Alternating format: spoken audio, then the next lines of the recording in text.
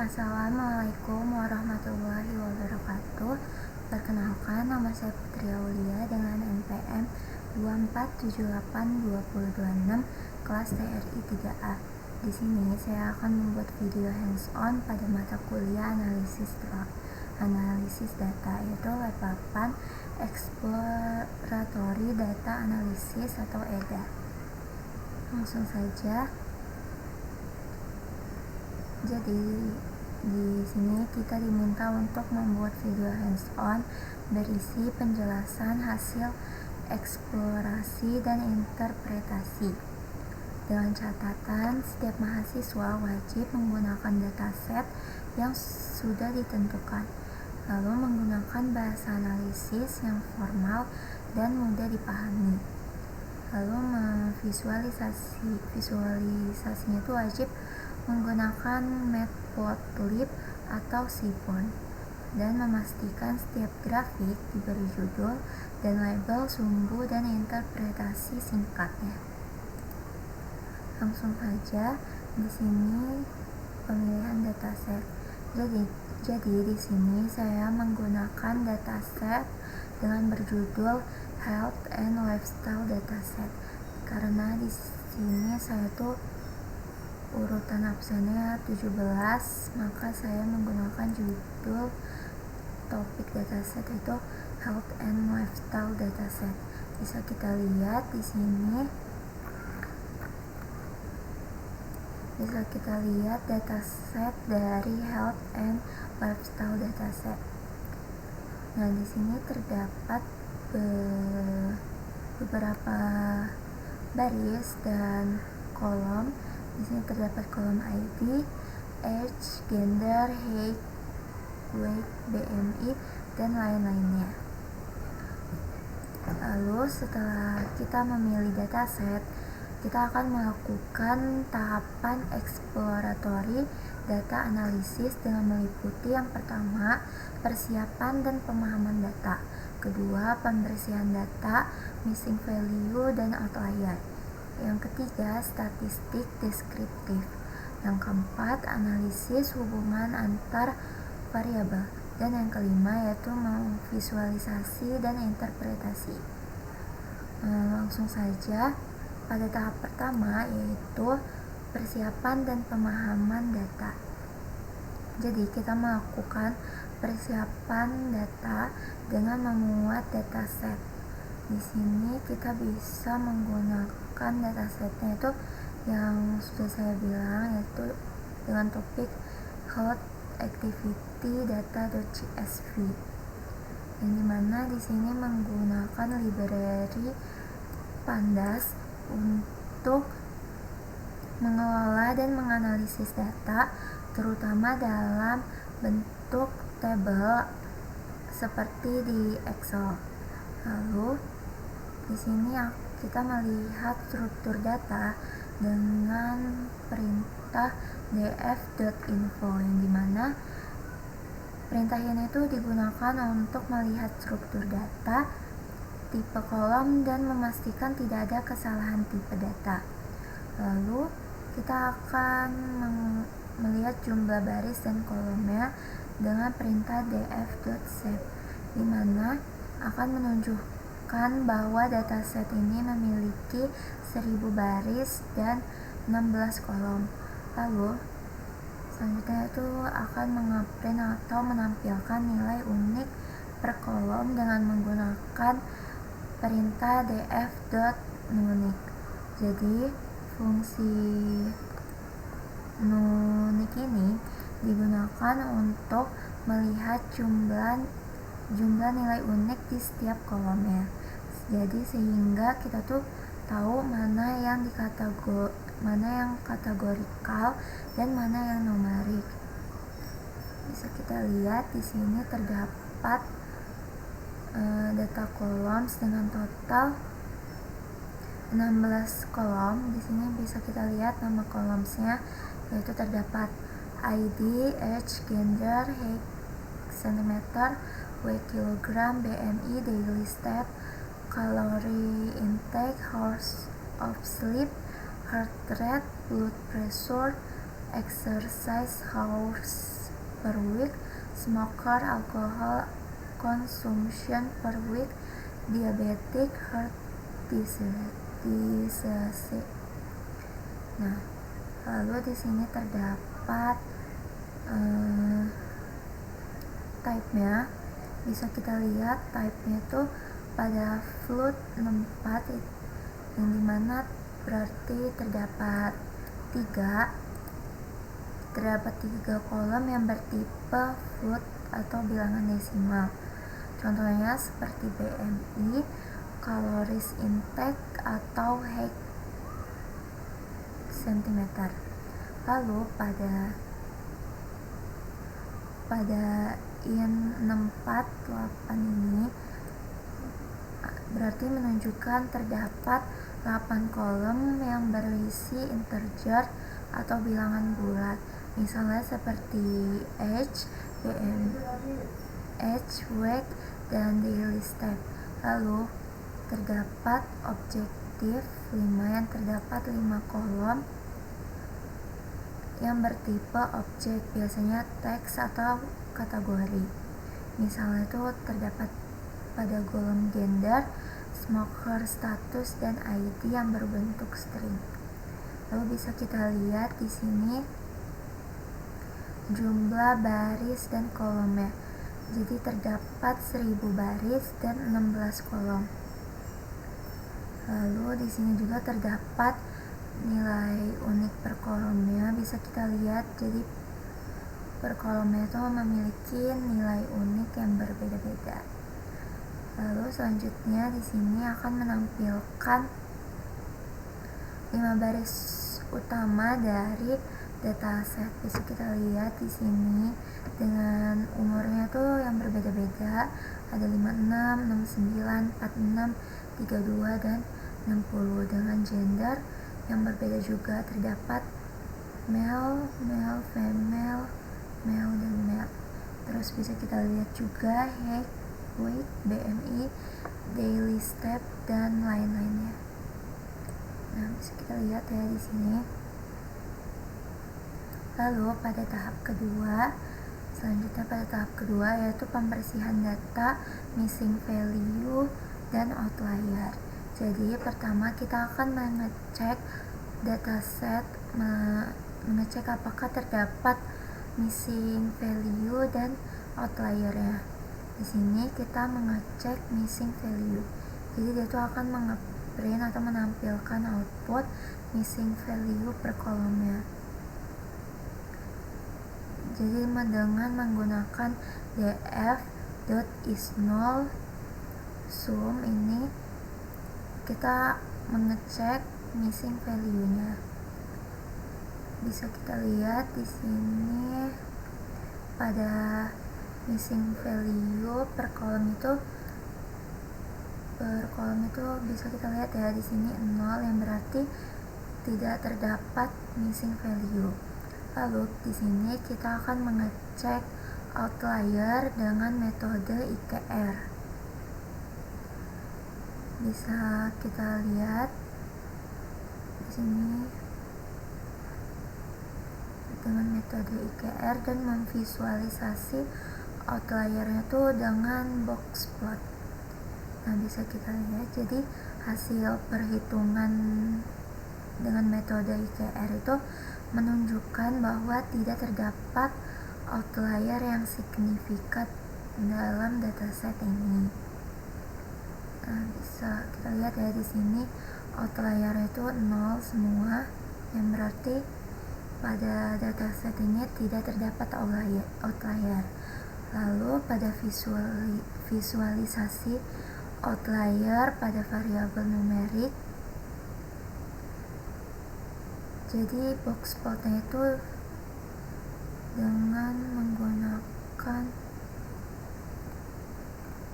bisa kita lihat di sini bahwa distribusi data setiap variabel numerik berada dalam rentang yang normal tanpa nilai yang ekstrim.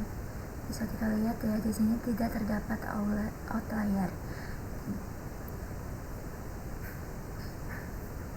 Jadi sebagian besar titik berada di dalam batas whisker, itu berarti datanya itu bersih dan konsisten tanpa adanya outlier yang signifikan yang perlu dihapus. Jadi tidak ada outlier dan missing value dalam dataset ini. Jadi datasetnya itu siap dianalisis lebih lanjut. Selanjutnya yaitu statistik deskriptif. Jadi pada tahap ini digunakan perintah df.describe untuk menghasilkan statis deskriptif. Bisa kita lihat outputnya di sini. Dari hasilnya itu kita bisa lihat nilai rata-rata, minimum, maksimum, dan standar deviasi dari setiap kolom numerik. Contohnya tuh seperti nilai rata-rata BMI, yang dimana nilai rata-ratanya itu berada di kisaran normal, lalu jam tidur yang cukup ideal, dan jumlah langkah harian yang cukup tinggi. Bisa kita lihat ya di sini. Jadi pada tahap ini tuh membantu kita untuk memahami pola umum dan penyebaran data sebelum melangkah ke analisis selanjutnya. Nah, dari output ini bisa kita lihat pada bagian usia atau age, jadi sekitar 49 tahun, yang menunjukkan responden didominasi oleh usia parubaya. Bisa kita lihat. Lalu pada BMI rata-ratanya itu sekitar 26,7 yang masih dalam kategori normal hingga sedikit overweight. Lalu pada daily step itu rata-ratanya bisa kita lihat yaitu 10,717, yang dimana menandakan bahwa aktivitas fisik responden itu tergolong aktif. Lalu pada rata-rata jam tidur itu sekitar 69 jam per harinya, yang mendekati standar waktu tidur yang ideal. Lalu pada heart rate menunjukkan rata-rata dengan 84,7, yang menunjukkan kondisi detak jantungnya itu termasuk normal. Jadi dari hasil statistik ini membantu untuk memahami karakter umum responden sebelum dilakukan analisis lebih lanjut seperti korelasi atau visualisasi hubungan antar variabel. Nah, selanjutnya pada tahap keempat yaitu menganalisis hubungan antar variabel. Bisa kita lihat di sini kita menggunakan library Seaborn dan Matplotlib, yang dimana digunakan untuk visualisasi data, yaitu akan menampilkan pola dan hubungan antar variabel dalam bentuk grafik agar mudah dipahami. Lalu di sini kita akan mengkorelasi antar variabel numerik dan hubungan aktivitas dan BMI-nya. Di sini saya menggunakan fungsi df.core, yang dimana itu berfungsi untuk menghitung korelasi antar kolom numerik dan menampilkannya dengan heatmap. Bisa kita lihat di sini. Dan selanjutnya hubungan aktivitas dan BMI bisa kita lihat. Jadi scatter plotnya itu dengan judul hubungan daily step versus BMI berdasarkan gender. Nah, bisa kita lihat di sini outputnya pada heatmap korelasi antar variabel. Jadi pada grafik ini menunjukkan kekuatan hubungan antar variabel numerik Nah, di sini terdapat warna merah yang menunjukkan korelasi positif yang kuat. Nah, bisa kita lihat ya di sini 1. Lalu, sedangkan pada warna biru itu menunjukkan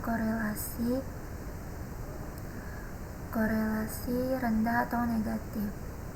Nah, jadi pada heat map ini hasilnya itu menunjukkan bahwa tidak ada hubungan yang terlalu kuat antar variabel utama. Nilai korelasi sebagian besar tuh mendekati 0, yang artinya setiap variabel itu relatif independen, seperti pada daily step PMI dan heart rate yang tidak memiliki hubungan linear yang signifikan. Bisa kita lihat ya di sini.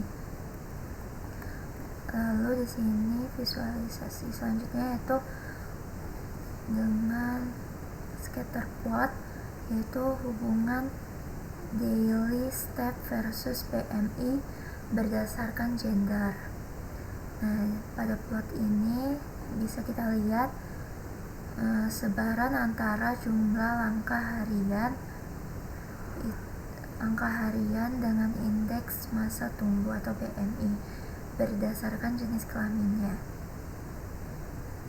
Bisa kita lihat pada titik biru itu menunjukkan bahwa gender itu laki-laki, sedangkan yang oranye itu perempuan. Nah, dari scatter plot ini bisa kita lihat polanya itu terlihat pola yang acak tanpa tren yang jelas, baik pada laki-laki maupun perempuan, yang memiliki variasi BMI yang mirip meskipun jumlah langkahnya berbeda-beda, yang menunjukkan bahwa aktivitas harian atau langkah tidak secara langsung mempengaruhi BMI pada dataset ini. Jadi kesimpulannya pada kedua visualisasi ini tuh akan memperlihatkan bahwa hubungan antar variabel di data ini tuh cenderung lemah dan pengaruh aktivitas terhadap BMI itu belum terlihat signifikan. Lalu selanjutnya pada tahap 5 yaitu visualisasi dan interpretasi. Jadi di sini kita akan mendistribusikan BMI, lalu terdapat interpretasinya. Di sini menggunakan Hisplot. Lalu rata-rata jam tidur per gender bisa kita lihat. Jadi pada sumbu X itu gender, lalu Y-nya itu hours of sleep, dengan judul bar plotnya itu rata-rata jam tidur per gender, lalu akan menampilkan interpretasi. Lalu di sini juga terdapat pengaruh merokok terhadap detak jantung. Visualisasinya itu box plot, dan sumbu X-nya itu smoker, dan sumbu Y-nya itu heart rate, dengan judul box plotnya itu perbandingan detak jantung antara perokok dan non perokok. Lalu akan menampilkan interpretasinya. Nah, bisa kita lihat di sini pada Hisplot distribusi BMI. Jadi pada distribusi BMI ini menunjukkan bahwa mayoritas responden itu memiliki indeks massa tubuh dalam kategori yang normal, dengan sedikit yang underweight atau overweight. Bisa kita lihat pada visualisasi distribusi BMI ini. Lalu pada visualisasi bar plot rata-rata jam tidur. Nah, di sini untuk hours of sleep, bisa kita lihat. Lalu gendernya male dan female, yang memperlihatkan bahwa waktu tidur laki-laki dan perempuan itu relatif seimbang. Bisa kita lihat bar plotnya di sini tanpa perbedaan yang mencolok. Jadi pada visualisasi bisa kita lihat di sini yang laki-laki maupun perempuan itu rata-rata jam tidur itu sama ya, bisa kita lihat di sini. Lalu selanjutnya visualisasi perbandingan detak jantung antara perokok dan non perokok. Bisa kita lihat di sini visualisasinya tuh menunjukkan bahwa perokok itu cenderung memiliki detak jantung yang lebih tinggi. Nah, ini yang perokok dan ini yang non perokok. Nah, bisa kita lihat di sini dia tuh detak jantungnya lebih tinggi, yang menandakan adanya pengaruh kebiasaan merokok terhadap kesehatan jantung. Bisa kita lihat ya di sini pada box plotnya itu yang perokok itu lebih tinggi boxnya daripada yang non perokok. Jadi kesimpulan dari tahap semua ini, pada tahap exploratory data analysis atau EDA, dapat disimpulkan bahwa data ini bersih dan terdistribusi dengan baik, yaitu aktivitas fisik, jam tidur, dan kebiasaan hidup seperti merokok yang membuktikan memiliki pengaruh terhadap indikator kesehatan seperti BMI dan detak jantung. Jadi secara keseluruhan hasil analisis ini menunjukkan bahwa gaya hidup sehat berperan besar dalam menjaga kondisi tubuh yang optimal.